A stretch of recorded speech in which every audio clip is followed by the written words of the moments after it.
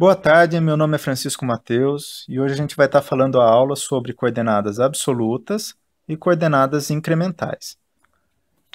Então, se a gente for olhar aqui embaixo, a gente tem uma pecinha de torno, uma representação cilíndrica de desenho técnico, onde eu tenho vários valores de diâmetro, 20, 30, 40 e 60, e vários valores de comprimento, 15, 30 e 50, três valores.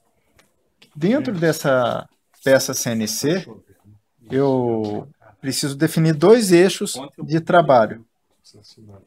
O eixo X, que vai ser o eixo para cima, e o eixo Z, que vai ser o eixo longitudinal da minha peça. A gente tem que definir o zero peça, que sempre, na maioria dos casos, a gente vai definir no centro da peça, onde todos os valores serão referenciados a esse zero peça. Esse zero peça vai contar como se o meu eixo X e Z fosse a minha origem do eixo X e Z. Então, basicamente, tanto na minha tabela de coordenada absoluta,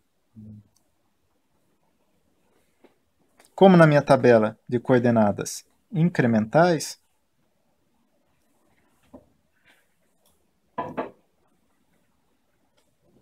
o valor da minha origem nunca muda, né?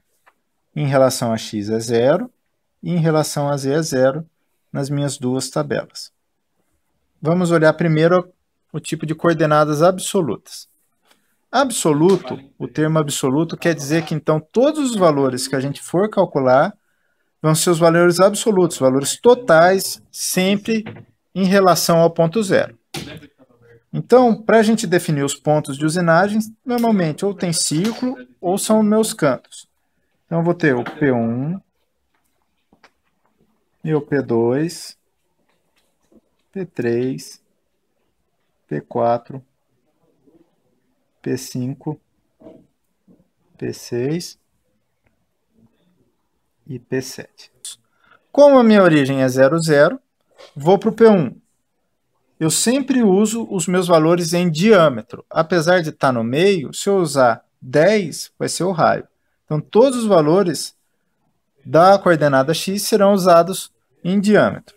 Então, P1, o valor do diâmetro de x vai ser 20.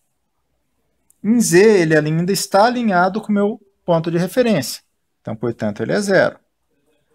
P2, o valor dele, ele anda 15. Como ele está para o lado esquerdo da minha referência, é menos 15. Em 20 ele não andou nada, então ele permanece em 20.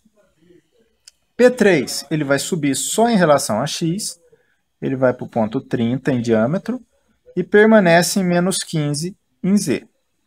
P4, ele caminha mais para a esquerda, chegando no ponto menos 30 em z e permanecendo no 30 em x.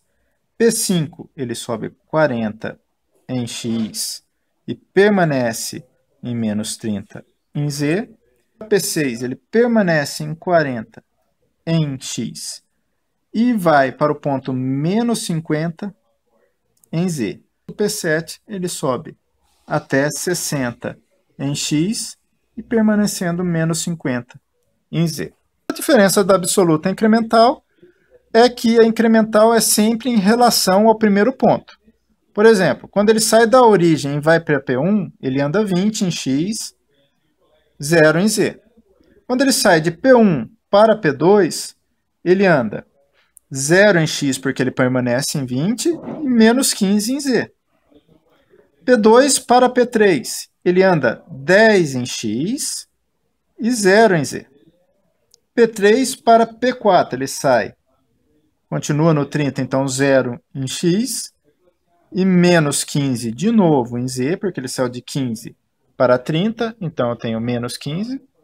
Quando ele vai do P4 para o P5, ele anda 10 em x e 0 em z. Do P5 a P6, ele anda 0 em x porque permanece em 40 e menos 20 em z. E do P6 ao P7, ele anda 20 em x, de 40 para 60 e 0 em z. Obrigado.